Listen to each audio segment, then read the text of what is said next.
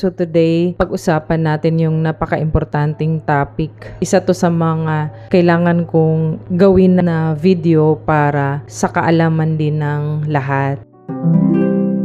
Kapag nagpapagawa tayo ng bahay, kinakailangan talaga na magpa-design tayo. Lalong-lalo na kung mga 2-story and up, kailangan mas structural analysis talaga yan. Kaya sa permit, di ba, requirement talaga na magkuha ng structural analysis kapag 2-story and up yung building. Sa execution naman, kapag pinapagawa naman yung project, is kailangan masunod kung ano yung design ni structural engineer. Kung ano yung pinaka-foundation na gagawin, gaano ito kalalim, kung meron ba itong footing tie beam, kung anong naka-indicate sa mga reinforcement, yung mga details ng mga anilyo or details ng mga shear reinforcement, kailangan talaga yun masunod. Para in times of merong mga kalamidad like lindol, at least mag-resist yung structure. Hindi naman totally maging earthquake proof, no? Kasi hindi naman natin kontrolado kung gaano kalakas talaga.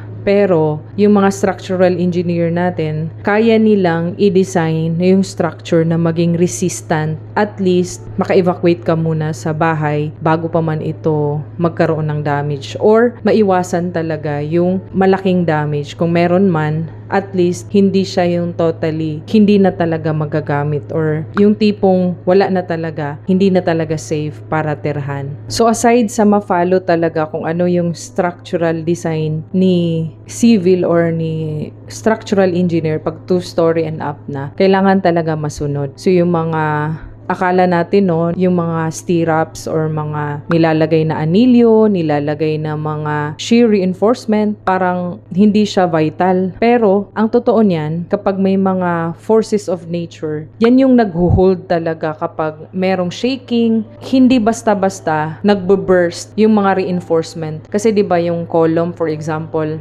meron yang naka-design ilang rebars or reinforcement yung ilalagay. And then meron yang naghahawak sa kanila or yumayakap sa kanila. Yun yung tinatawag na shear reinforcement or anilyo or mga stirrups na magpapaikot talaga. So, very vital yan. Kaya, dapat tayo, mga magpapagawa ng bahay or nagpapagawa ng bahay is that huwag talaga natin tipirin yung pinaka-skeleton ng ating bahay from foundation. Kung anong nakaspecify ni structural engineer, kung ano yung nilagay niya na lalim, ano yung dapat na lapad nung pinaka-footing, anong size ng column is dapat natin talaga yan sundin. Kailangan na maintindihan natin yung basic, bakit kailangan natin magpa-design talaga. Unang-una, for example, no, meron kang 3-story na bahay, tapos naka-roof deck yan. Yung pinaka-bahay mo, yung 3-story na palapag, meron na yung bigat na dadalhin throughout sa kanyang buhay or lifetime. So, yung pinaka-bigat ng bahay is nakaupo yan sa lupa. So, magta-transfer yung pinaka-load talaga ng bahay sa lupa. So, kapag yung lupa naman ay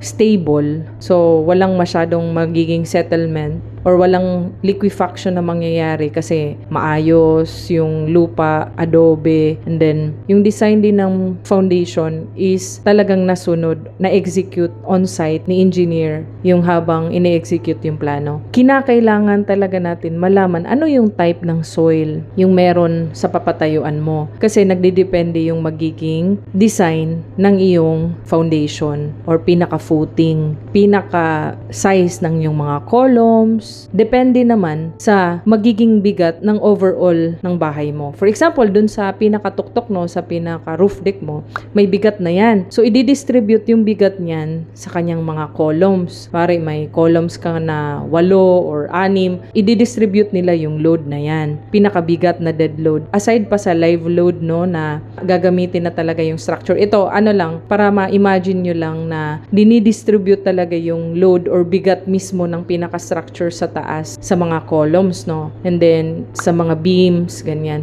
Tas, sa second floor naman, yung bigat naman nung sa roof deck ang dinadala niya, plus yung sa kanyang floor din. So, hanggang sa dun sa pinakailalim, hanggang dun sa footing. So, in short, kung ma-imagine mo, yung pinakabigat sa taas, dadalhin sa second floor, and then dadalhin sa pinakababa, sa pinakailalim talaga. Dinidistribute didistribute yan. Kaya kinukompute talaga yung anong size ng column, anong mga reinforcement, yung size ng mga biga na ilalagay or beams, tapos yung tamang pagbuhos, tamang pag-execute talaga, paggawa talaga. So, very vital talaga tong part na to. Ito yung sa structural talaga, hindi mo dapat talaga siya titipirin. Magtipid ka na lang sa tiles, wag lang talaga sa structural. Isa din sa hindi dapat natin tinitipid is yung sa masonry or installation ng mga CHB walls, yung tipong hindi tama yung pagka-lay or wala sa ayos, hindi sinusunod yung tamang process, hindi sumunod sa tamang ratio, tapos masyadong makapal or manipis yung plastering or wala talagang nilagay na plastering at all. So, kailangan din natin yan talaga bantayan aside sa pinaka-skeleton ng ating bahay. Isa sa pinaka-importante talaga yung malaman natin yung type of soil na meron. Kaya meron tayong pinapagawa talaga na soil testing, especially kapag 2-story and up na yung building. Actually, 2-story, parang pwede pa, diba? Pero yung iba talaga sigurista, pinapacheck talaga nila kasi yung pagbabayad nila sa soil testing, magkano lang compare sa kung magka-assume lang no ng soil based dun sa location. Mas maganda talaga na magpa soil testing kapag more than 2-story or 3-story and up na talaga yung building para mas sigurado. Kasi nga, dun kukuha si structural engineer ng magiging design niya. Kasi iniiwasan talaga yung mga liquefaction, pwedeng mag-tilt yung mismong bahay. Kunwari, wala namang forces of nature, no? Tas biglang bumagsak, ganon. Yung may mga malambot na lupa or may sinkhole. Yung lupa pala, meron palang hollow dun sa pinakailalim tapos merong mga matubig na area and then kinalaunan as time goes by, nag-collapse. So, pwedeng mag-break yung bahay, diba? So, importante talaga yung soil na malaman natin ano yung klase, yung pagpapatayuan natin ng bahay. So, ang soil testing din talaga is importante talaga. Kasi yun yung magbibigay sa'yo ng data kung ano yung kakayahan ng lupa para mag-bear ng load. So all in all, yung pinaka-purpose talaga ng video na to is ma-emphasize po talaga na ang pagpapagawa ay kailangan talaga may tulong ng isang professional.